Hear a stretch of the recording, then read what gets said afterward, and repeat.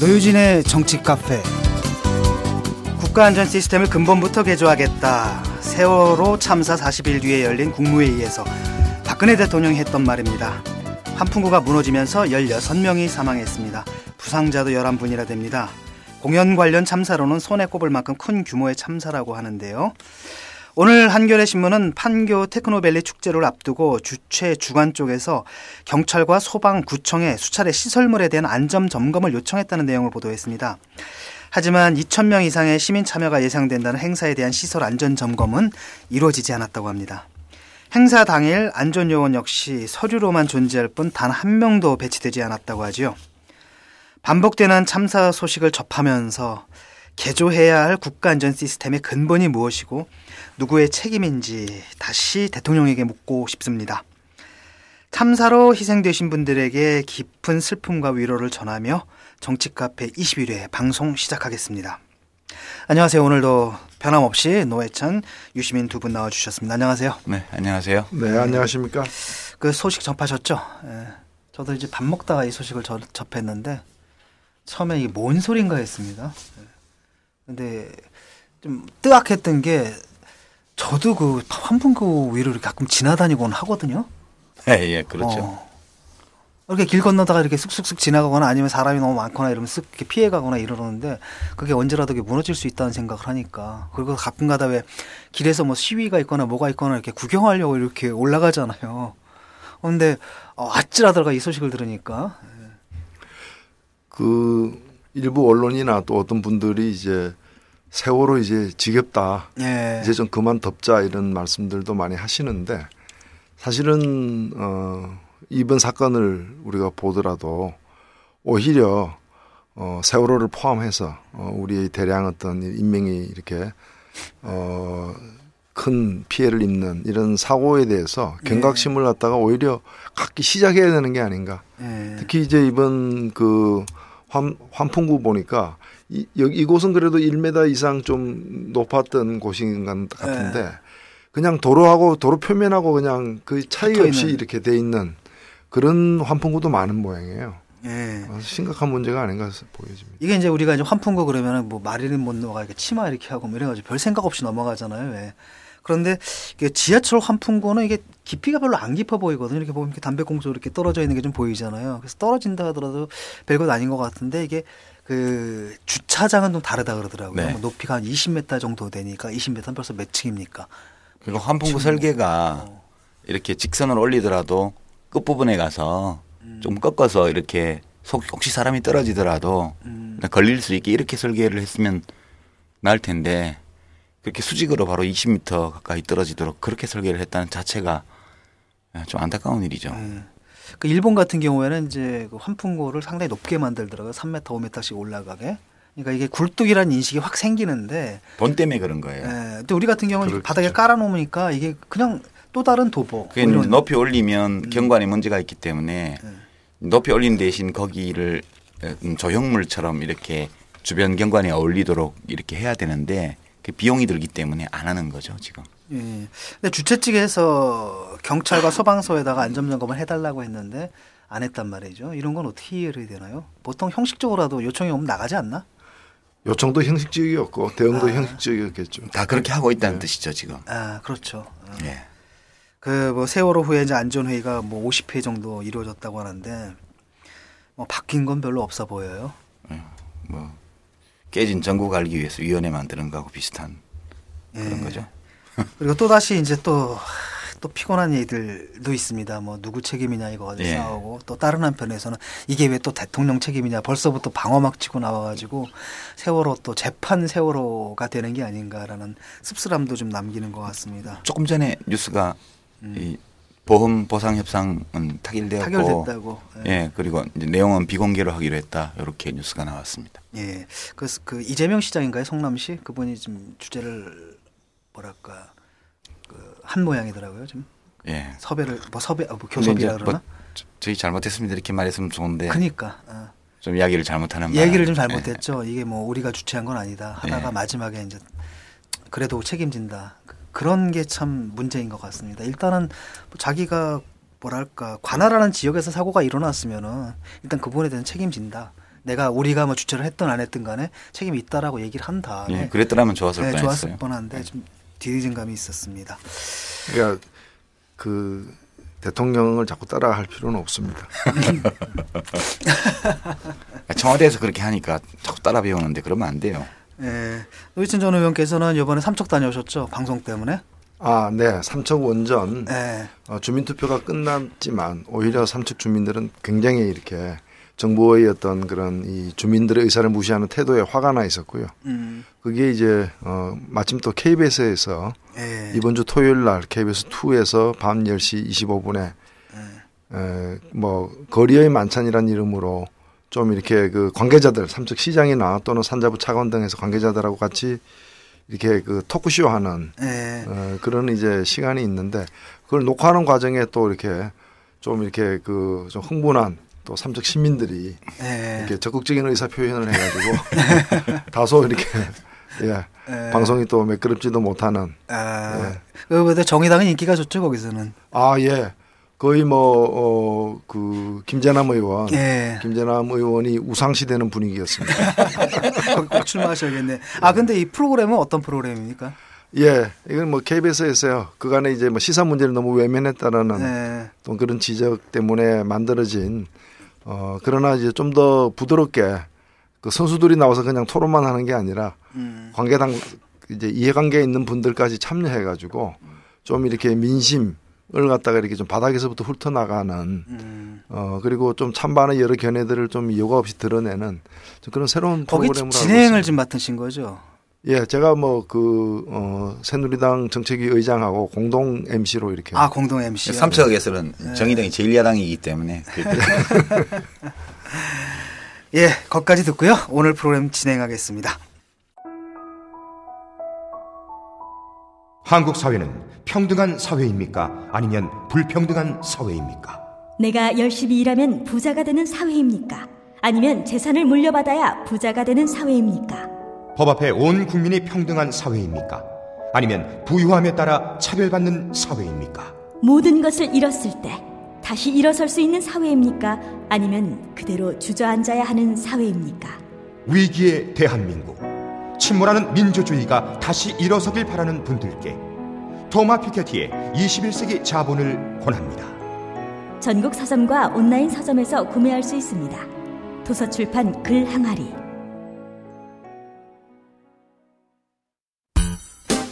유시민의 타임라인. 타임라인 시간입니다. 오늘은 두 꼭지를 준비해 왔습니다. 하나는 웬일로 연합뉴스에서 이런 아주 객관적인 기사가 났는지 좀 야단 맞는 거 아닌지 기자분들이 걱정이 되는데, 최근 한 달간의 그 우리나라 거시경제 상황에 대한 요약이 잘 된 그런 기사가 나와서 소개하고요. 두 번째는 에볼라 바이러스, 에볼라 출혈열과 관련된 뉴스를 좀 정리를 해봤습니다. 먼저 그 최노믹스, 우리 지난번에 한번 다뤘는데요.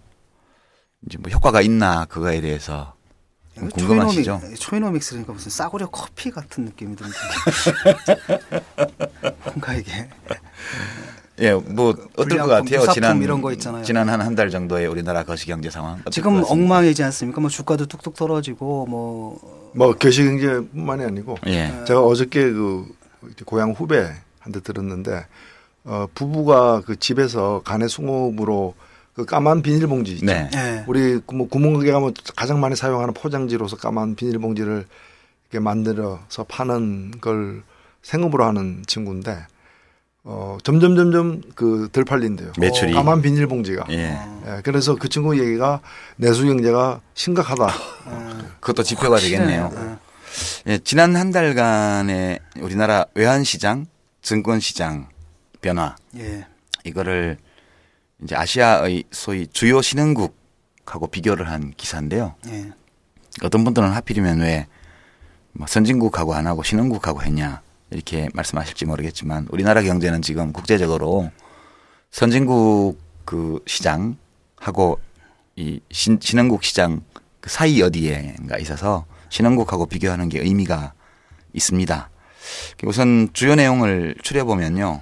첫 번째가 통화가치 변동입니다. 우리나라 돈 원화 가치가 지난 한 달간 2% 넘게 하락을 했고 이게 아시아 최고 수준입니다. 우리에 이어서 두 번째로 하락률이 큰 데가 말레이시아인데 여기는 5분의 1 수준인 0.4% 수준이고요. 필리핀, 태국, 싱가포르 다 좀씩 하락을 했습니다. 인도네시아하고 대만은 약간의 이제 강세를 기록을 했죠. 우리 돈값이 떨어진다는 거는 이 국제사회에서 한국 경제를 보는 시선이 좀 나빠졌다. 그런 것을 반영하는 것으로 해석할 수 있습니다. 주가도 보면 아시아 주요 7개 신흥국가 중에서 하락폭이 제일 큽니다. 코스피 지수가요. 지난달 30일 날 2026 정도였는데 현재 1900선에 탁 걸려 있습니다.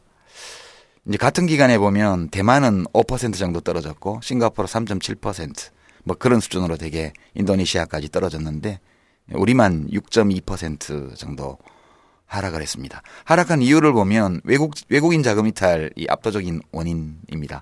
코스피 시장에서 외국인 순매도 금액 그러니까 팔아치운 게 사들인 것보다 2조 4천억 원 정도 많았던 것으로 나타나고요. 열이틀 거래일 이게 휴일 빼고 거래일 단위로 12일 동안 연속으로 팔아치웠습니다. 세 번째 지표는 국가 부도 위험을 표현하는 신용부도 수합이라는 건데요. 이게 이제 어떤 국가가 거시경제 부도 위험이 있다 그러면 이제 5년짜리 선물에 이자율이 올라갑니다. 근데 지난 한 달 동안 약 0.01%포인트 상승했습니다. 이자율이. 이 이야기는 우리가 장기 채권을 팔 때 더 싸게 팔아야 된다는 거죠. 이자율을 더 높게 쳐주고 팔아야만 채권을 발행할 수 있다는 걸 의미합니다. 이게 올 봄에도 이렇게 나빴는데 그동안 좀씩 나아지다가 최근 들어서 올 봄 수준으로 떨어진 겁니다. 이렇게 된 이유가 뭘까 이렇게 보니까 역시 내부 문제인 것 같습니다. 한동안 뭐 세월호 참사 때문에 2분기 성장률이 뭐 낮았다 그런 근거가 별로 없는 주장도 있었습니다만 3분기 역시도 실물 경제가 못 살아났어요. 추석이 끼어 있었는데 원래 추석 때는 좀 내수 경기가 살아나기 마련인데 별로 이렇게 약발이 없었고요.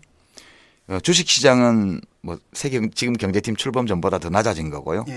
부동산 살리려고 되게 애를 썼는데 집값 전세값은 많이 오른 걸로 나타나지만 기존 주택의 가격이 오른 것은 거시경제에 영향이 없습니다. 우리 부가가치 창출이 없기 때문에요. 그냥 사고 팔고 소득 이전만 일어나는 거니까 새로 이제 주택 건설이 일어나야 되는 건데 아직은 미약한 수준입니다. 그 결과 한국은행을 비롯한 뭐 한국개발연구원 또 민간경제연구소 등등이 되게 높게는 3.9% 낮게는 3.7% 정도의 2014년도 경제성장률을 예측을 했죠. 실질성장.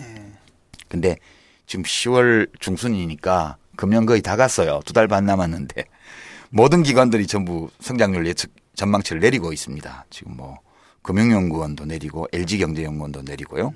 외국계 금융기관들도 전부 3.6%로 내리고 있고 이제 유일하게 기획재정부에서만 뭐 3.7% 될 거다.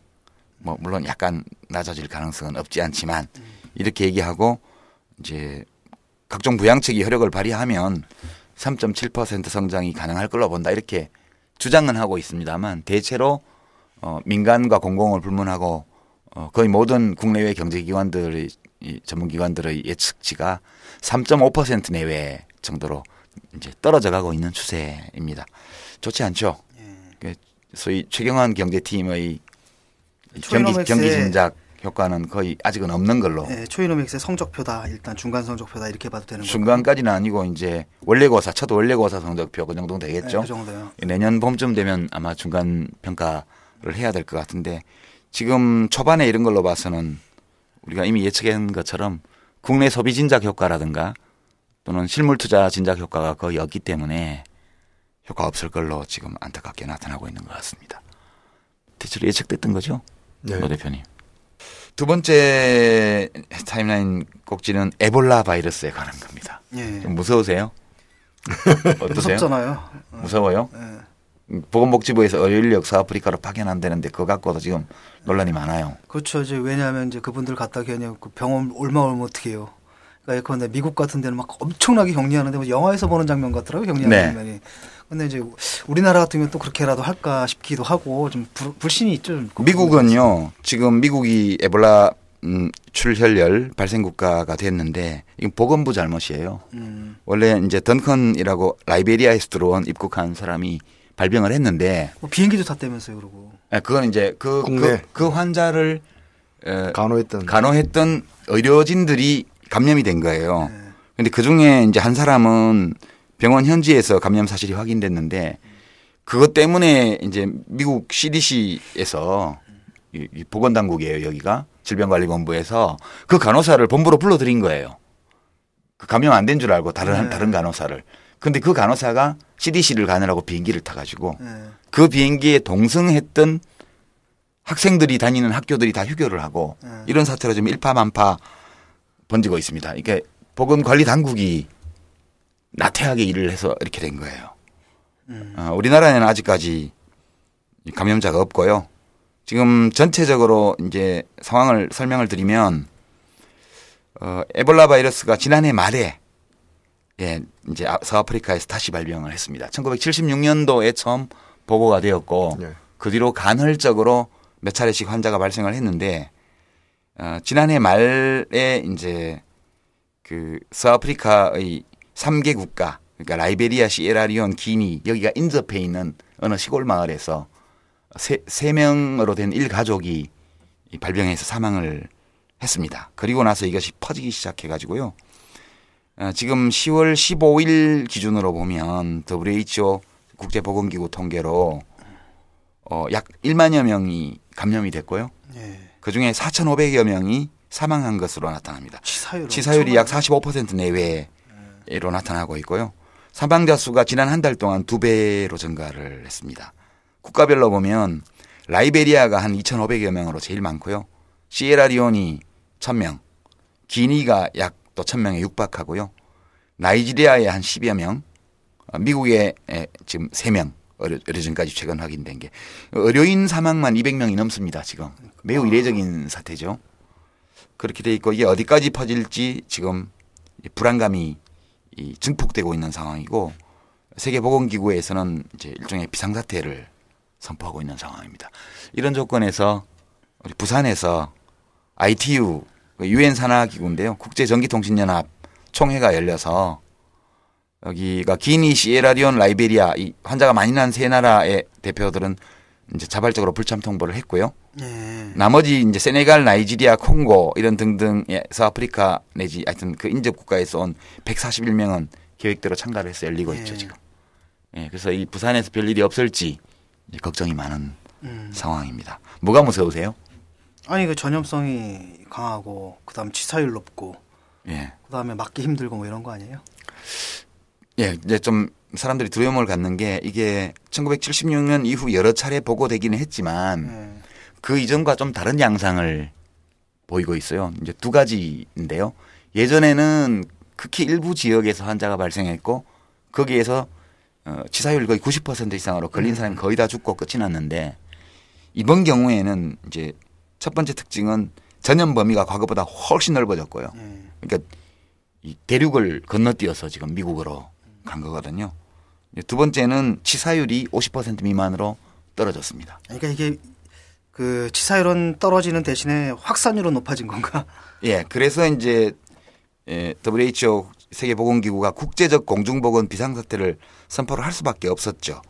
근데 이렇게 된 이제 이 특징은 보면 이 바이러스가 이제 출혈열 바이러스예요. 그러니까 우리 한탄 바이러스라고 유행성 출혈열이라 그러잖아요. 들쥐 뭐 이거. 유행성 출혈열 바이러스가 여러 가지가 있는데 그 중에 이제 우리나라에서 처음 발견 보고된 게 한탄 바이러스. 그건 뭐 미군이 6.25 때 세균전에서 그렇다는 설명도 있고 여러 가지 썰이 있긴 한데요. 중공군이 갖고 왔다는 설도 있고. 주로 연천 지역에서 이제 발견이 됐습니다. 근데 이 출혈열이라는 거는 이 바이러스가 세포를 파괴하는 거예요. 세포막을 다. 그러니까 이제 세포에서 출혈이 일어나는 거죠. 전부 다. 백혈구를 이제 죽이면서 혈소판도 줄어들면서 쉽게 출혈이 되는 특히 내장 같은 데서 그러면서 이제 장기 출혈이 많고요. 온몸에 뭐 출혈이 안 일어나는 곳이 없을 정도로 이제 번지게 되면 그래서 출혈열인데요. 근데 그 유출혈이 그때 다른 사람한테 전염되는 것 같지 않았어요? 왜냐하면 군대에 있을 때 제가 그 수도 통합병원에서 잠깐 근무했는데 그때 유출혈 환자들이 있었거든요. 예. 이 바이러스는 세균과 달라서 이 체외 숙주의 몸 바깥에서는 생존을 잘 못해요. 그러니까 뭘로 전염이 되냐 하면 체액을 통해서 전염이 돼요. 침, 땀 뭐 이런 거죠. 네, 땀보다 침, 그다음에 혈액, 그다음에 정액, 뭐 이런 등등 하여튼 우리 몸에서는 액체를 통해서 이제 전염이 되고요. 공기 전염은 아직은 이제 없는 걸로 그렇게 나타나고 있습니다. 지금 이번에 발견되고 있는 이 바이러스는 그 전에 이제 예전에 처음에 발병했던 그 바이러스와 약 3% 정도가 유전자가 차이가 있다고 그래요. 그 얘기는 이것이 전염이 되려면 변종이 나와서 치사율을 떨어뜨려야 돼요. 왜냐하면 바이러스가 계속 생존하고 번창하기 위해서는 그 사람이 바로 죽으면은 전파가 안 되니까. 예, 숙주가 죽으면 다른 숙주를 찾아야 되는데 치사율이 너무 높고 잠복기가 짧으면 숙주가 오래 견디지를 못해요. 그러니까 다른 숙주를 찾을 시간이 부족하기 때문에 이제 변종 중에서 치사율이 낮아진 것들이 이제 그 감염된 사람이 그러니까 숙주가 인간이죠. 모르고 다니고 사람들도 인지를 못하는 거예요. 그러면서 전염성이 커지는 거기 때문에 모든 바이러스는 지금까지 이 방향으로 진화를 했고요. 대표적인 게 1918년도에 스페인 독감. 그게 지금 밝혀진 걸로는 AI 바이러스의 변종이라고 그러는데요. 그게 뭐 적어도 5천만 명 이상의 사망자를 전 세계적으로 낸 걸로 돼 있고 우리나라도 그때가 일제강점기 때인데 약 17만 명 정도의 사망자가 나온 걸로 이제 추정이 되고 있습니다. 1960년대 후반에 홍콩 독감, 홍콩 독감 그것도 비슷한 바이러스고요. 우리가 몇 년 전에 신종플루라고 해서 난리를 쳤던 거, 그것도 처음에는 치사율이 높았지만 결국 이제 대유행을 하기 위해서는 치사율이 낮아져서 나중에는 일반 계절 독감보다 더 치사율이 낮은 바이러스로 진화가 되었습니다. 에볼라도 지금은 굉장히 위험한 단계지만요. 시간이 가면 대유행 국면에 들어가게 되면 이것이 치사율이 굉장히 떨어지는 그런 바이러스로 가야만 대유행이 되기 때문에 지금처럼 높은 치사율을 기록하는 단계에서 대유행은 우리의 보건 시스템이 정비되어 있는 정도를 볼 때 너무 큰 걱정은 하지 않으셔도 되고요. 그럼 우리가 여기에 대비를 잘 하기 위해서는 보건복지부에서 지금 서아프리카에 10여 명의 보건 인력을 파견하겠다, 에볼라 팀을. 그렇게 해서 그거에 대해서 네티즌들이, 시민들이 혹시 거기 가서 죽으면 어떡하냐 이런 걱정들도 많이 하시는데요. 아니 뭐 솔직히 말하면 죽는 게 아니라 걸려오면 어떡하냐. 걸려오면 어떡하냐. 네. 아니 그러니까 일단은 간다는 얘기는 그런 각오를 사실 하는 거죠.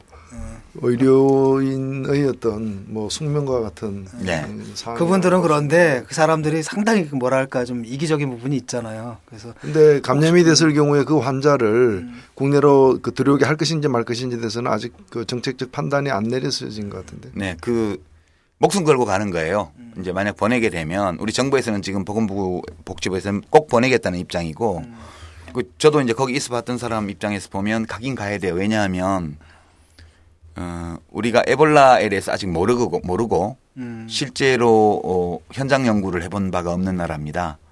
근데 이게 우리나라로 안 번져와야 되겠지만 혹시 만에 하나 환자가 발생하거나 감염자가 생길 경우에 경험을 해봐야 대처가 능숙하게 될 수가 있습니다. 그래서 굉장히 이것은 여기에 파견을 자원해갈 의료인들은 사명감이 높고. 자원자가 있긴 할까요? 그럼요. 훌륭한 의료인들이 많이 있습니다. 그분들이 자원해서 가실 거고요. 가셔서 최대한 그 자기의 생명을 중히 여기면서 활동하시고. 아니 의료진들 감염된 게 벌써 200명이래잖아요. 굉장히 감염률이 높은 거잖아요. 사실. 예, 그게 이제 처음에 이게 잘 몰라서. 제1선에서 싸우는 분들이죠. 예. 이 환자가 확실하게 확진되기 전까지 감염이 많았던 거거든요. 네, 확진된 다음에는 확진된 다음에는 격리하고 이제 보호장구 하기 때문에 오히려 확률이 떨어지고, 확진되기 전에 아파서 왔을 때 맨손으로 이제 검진하고 이렇게 하는 과정에서 전염이 많이 된 거기 때문에 10명이 되었든 20명이 되었든 이분들이 가셔가지고 에볼라 바이러스에 대한 최대한의 정보, 경험 이런 것들을 획득하셔서 그걸 또 국내에 전파하고 이렇게 해서 우리 사회 전체가 이 신종 바이러스에 대해서 잘 대비할 수 있도록 그렇게 해주면 고마운 일이죠. 지금 그 전 세계적인 양상을 보면은 이게 무섭다고 피해서 될 문제는 아닌 것 같고 적극적인 대응과 국제적인 연대가 굉장히 중요한 것 같아요.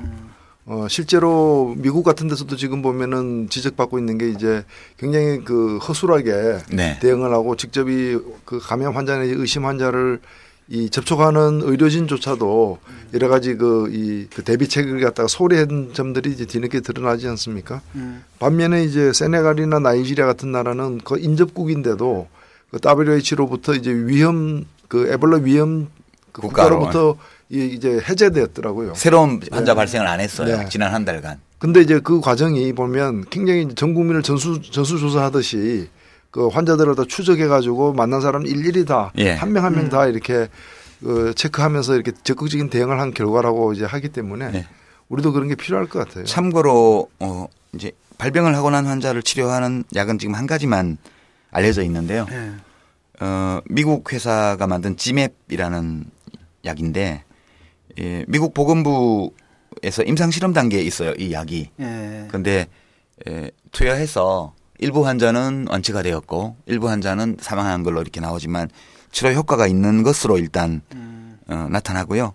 이 에볼라 치료제 지맵은 일반 백신이 아니고요. 생백신, 그러니까 이 바이러스를 약화시켜서 몸에 넣는 그런 백신이 아니고 복잡한 생산 과정을 거친 유전자 재조합 치료제예요. 그러니까 에볼라 바이러스를 쥐에다가 주입하고 그 쥐어 유전자하고 섞어가지고 그다음에 또 처리 단계를 거쳐서 여러 단계의 유전자 재조합 과정을 거쳐서 만들어지는 치료제인데 미국 정부에서 서둘러서 이 실험을 끝내고 그리고 이제 시판 허가도 할 계획인 걸로 나타나고 있는데 다만 서아프리카 지역이 소득 수준이 매우 낮은 나라여서 정상적인 시장 가격으로는 이 약품을 많이 구입하기 어려운 그런 문제가 있어서 이 문제는 미국 행정부하고 그 제조사 쪽에서 여러 가지 이 생각을 좀 해봐야 될 문제인 것 같아요. 예, 그래서 뭐 미국의 그 IT로 돈 많이 번 분들이 또 기부도 하고 거기에 좀 기부하고 있다는 얘기도 있죠.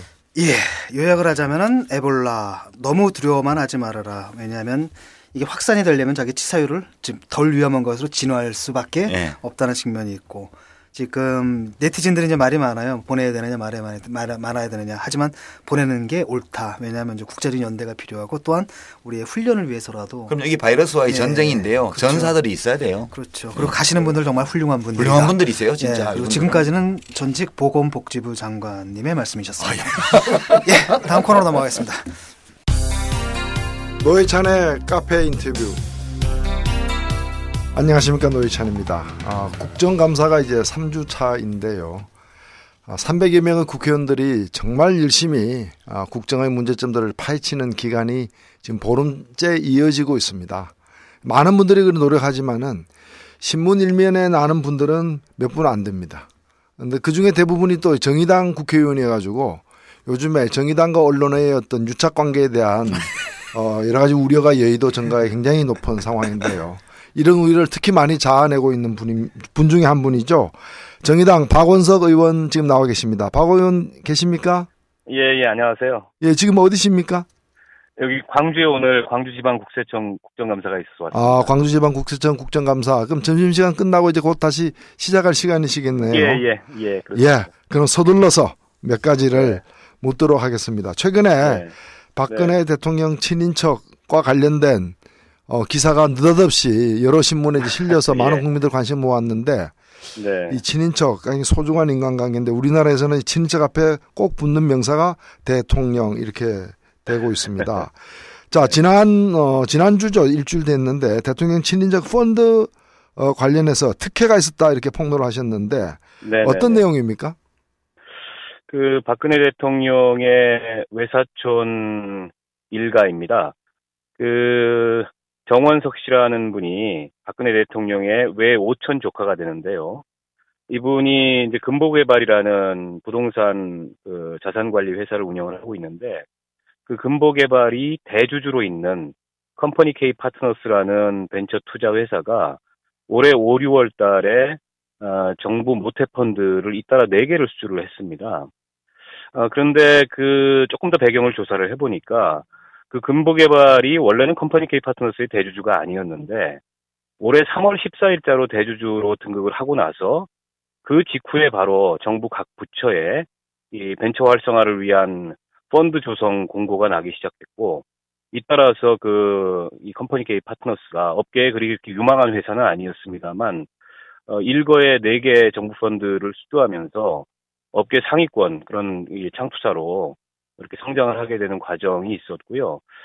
이게 그 대주주 등급 시점이나 또 잇따라 정부 펀드 4개 수주한 그 사실이나 그로 인해서 2배 이상 회사 규모가 커진 면이나 또 이 4개 정부 펀드를 수주하는 과정에서 일부 법적 절차적 그런 요건들을 위반한 그런 문제점들이 있었습니다. 네. 지금 말씀을 들어보면은 이제 그 정부가 조성한 그런 펀드를 갖다가 운영할 회사로서 자격이 부족하거나 네. 또는 이제 자격이 결여된 네. 그런 업체가 뛰어들어서 이렇게 주목을 받았는데 알고 보니까 그 업체가 대통령 친인척과 관계가 있더라라는 얘기죠. 네네. 그런데 지금 말씀하신 게 아까 왜 조카라고 하셨습니까? 그렇습니다. 왜 정확하게는 어떻게 됩니까?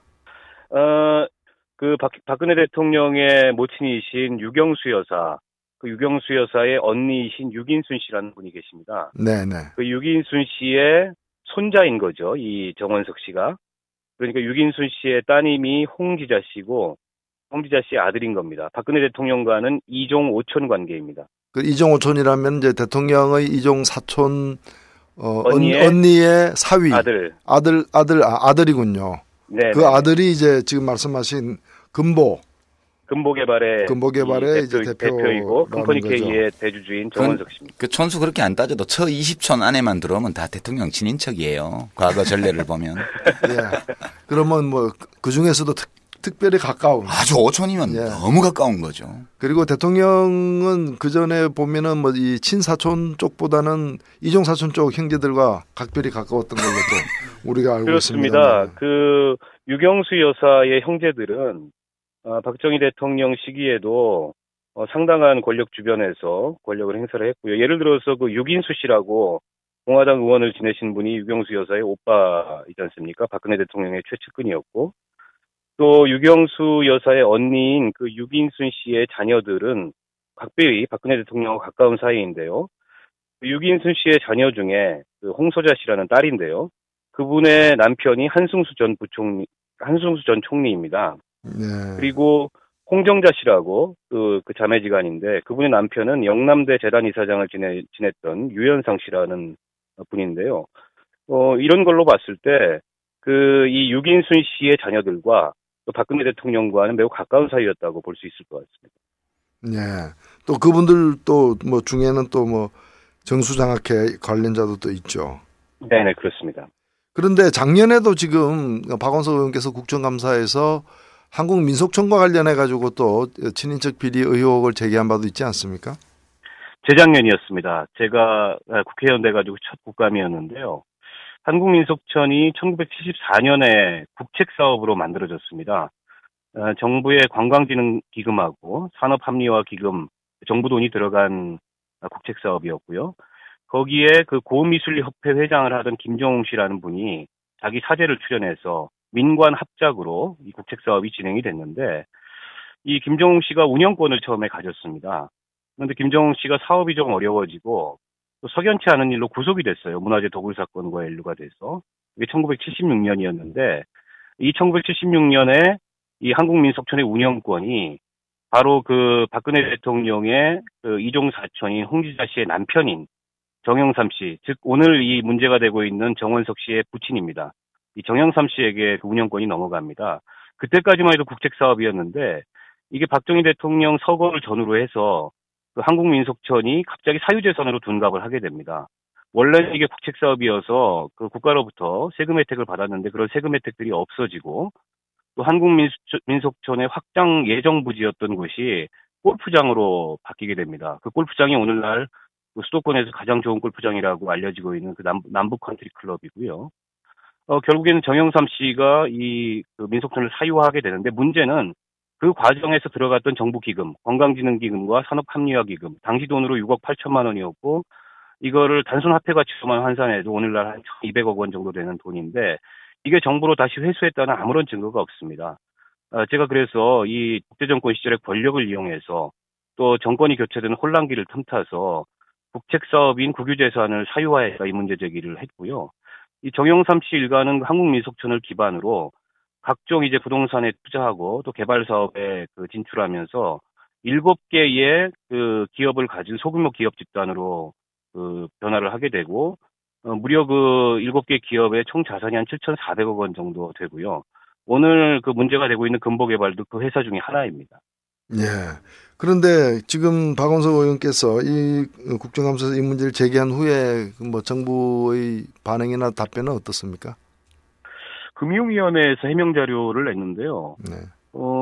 해명 내용이 없습니다. 그냥 정상적으로 이루어진 거니까 그렇게 알아라는 내용의 해명 자료를 냈고요. 가만히 있으라 이 얘기네. 네네. 또 그 실제로 문제가 됐던 그 농자단 펀드 이쪽에서 농자단 펀드 사무국에서 농림축산부에서 조성한 펀드인데요. 해명 자료를 내는데 그 역시 사실관계와 틀린 해명 자료를 내서 오히려 저희가 제기한 의혹을 더 뒷받침하는 그런 해명 자료를 냈습니다. 그게 무슨 얘기냐면 이 펀드 출자 공고를 할 때 한 펀드 매니저는 3개 이상의 펀드를 관여할 수 없도록 돼 있고 그 회사의 펀드 매니저가 3개 이상의 펀드를 관여하게 되면 그게 출자 조건 위반으로 그 자회사 선정이 취소될 수도 있는 사유인데 그 출자 조건에 분명히 그걸 명시하고 있는데 그 농자단 펀드에서는 자신들이 그걸 명시한 바가 없다 이렇게 엉뚱한 해명을 냈습니다. 근데 그것은 저희가 출자 조건 당시에 그 공고 냈던 것을 가지고 있기 때문에 그 농자단 펀드의 사무국의 그 해명은 사실이 아닌 걸로 확인이 됐고요. 사실은 정부에서 제대로 해명을 못하고 있고 제가 이걸 폭로하면서 청와대 해명을 요구를 했고 감사원이 즉시 감사에 착수해야 된다는 문제 제기를 했습니다만 정부 차원에서 이렇다 할 움직임은 지금 없는 상황입니다. 그 뭐 정인 신청도 했습니까? 예, 국회 기획재정위 종합감사 때 그 금보개발의 대표이사고 컴퍼니K의 대주인 정원석 씨와 또 그 컴퍼니K 파트너스의 그 공동 대표로 있는 김학범 씨 두 분을 증인으로 신청을 했는데 역시나 새누리당의 반대로 기획재정위원회 감사 사안이 아니라는 그런 그 궁색한 논리를 들어서 반대를 하고 있어서 아직 증인 합의에는 이르지 못하고 있는 상황입니다. 네, 정부 예산에 들어간 펀드 운용사 선정 문제인데 그 경제부처 그렇습니다. 총괄하는 정부 예산, 기획재정부가 정부 예산이나 이걸 안 다루면 어디서 네. 다룹니까? 그러니까 말이죠. 정부 예산이나 기금이 들어간 거는 사실은 재정총괄 부서인 기획재정부의 감사 사안이고 마땅히 기획재정위원회에서 이 증인들을 불러서 진위를 묻고 의혹이 있는 것인지 없는 것인지 투명하게 밝혀야 되는데 여당에서는 한사코 이것이 기재위의 국감 사안이 아니라는 이유로 증인 채택을 거부를 하고 있고요. 또 그 관련된 각 부처에서 감사하면 되는 사안이다. 예를 들어서 뭐 미래창조과학부, 또 산업자원부, 또 농림부. 그런데 정작 그 각 부처 국감에서는 또 다른 이유를 들어서 증인 채택을 거부하고 있기 때문에 사실상 이 관련 의혹을 아예 그냥 묵살하고 거부하기 위해서 증인 채택을 하지 않고 있는 그런 모습입니다. 예, 박원석 의원께서 굉장히 수고를 많이 하고 계신데 그럼 앞으로의 계획은 혹시 또 있습니까? 우선은 그 제가 2012년도에 한국민속촌 그 사안을 밝히면서 정영삼 씨 일가의 그 재산 변동 상황이나 사업 현황을 계속 추적을 해왔습니다. 금감원 전자공시 자료도 계속 들여다봤고 또 관련된 언론 보도도 계속 들여다보다가 올해 8월 달에 금보개발이라는 회사가 컴퍼니K 파트너스의 대주주가 되는 사실을 알았고 그로부터 이제 역추적을 해들어가서 이런 의혹을 제기하게 됐는데요. 저는 이 문제는 좀 끝까지 밝힐 필요가 있다는 생각이 들어서 계속해서 그 정영삼 씨 일가의 재산 변동 내역이나 혹은 사업 관련된 그런 자료들을 들여다볼 생각이고요. 당장 이번 국감에서 아직 증인 채택은 안 됐습니다만 기획재정위 종합감사 때 다시 한번 이 문제를 객관적이고 일목요연하게 정리해서 문제 제기를 할 예정이고요. 그리고 이건 저는 감사원이 나서야 된다고 생각합니다. 정부 기금이 들어간 정부 펀드의 운용과 관련된 의혹입니다. 그렇기 때문에 감사원이 나서서 최소한 사실관계가 제가 제기한 의혹이 근거가 없는 거라면 이래서 근거가 없다고 밝혀줘야 저는 마땅한 것이 지금처럼 감사원도 청와대도 그냥 묵살하고 그냥 부인하는 이런 태도는 대단히 곤란하다고 생각하고요.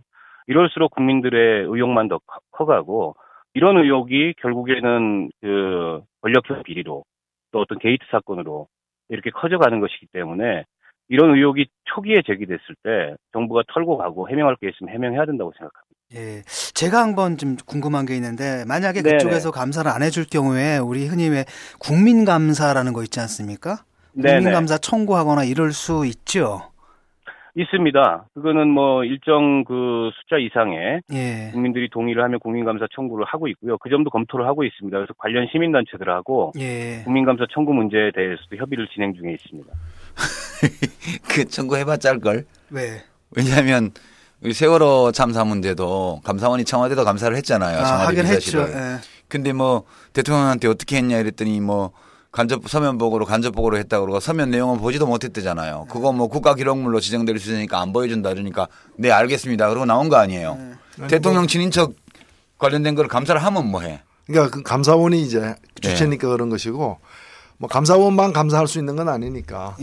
지금은 그 대통령에 대한 관심을 우리 방호석 의원이 주도적으로 표명하고 있지만 더 많은 국민들이 대통령과 또 그 친인척들이 외롭지 않게 계속해서 관심을 갖고 관심을 표명하고 이 감사하는 이런 또 훌륭한 의원들을 또 격려해 준다면은 되지 않을까 싶습니다. 하여튼 계속 좀 수고를 해 주시고요.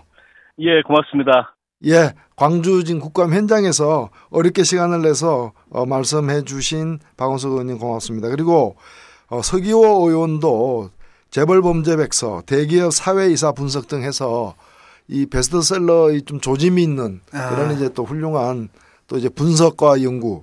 재벌들도 이제는 외롭지 않습니다. 우리 서기원들의 관심. 누구 하나도 우리가 외롭게 버려두지 말아야 돼. 맞습니다. 대기업 사회이사들도 무관심과 냉대 관심한 층들이 늘어나고 있으니까 자 이런 그 조사 분석 결과물도 여러분들 많이 좀 참고를 해주십시오. 무관심하는 거는 미워하는 것보다 더 나쁜 거야. 그럼요.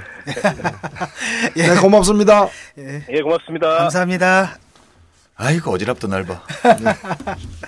네, 지금까지 노희찬이었습니다. 네, 지금까지 광주 국감 현장에서 정의당 박원석 의원이었습니다. 네, 이거 자르지 말고 그냥 내보내요. 그 예능 다녀오더니 자꾸 예능감이 늘어나네. 안녕하십니까. 정의당 대표 천호선입니다.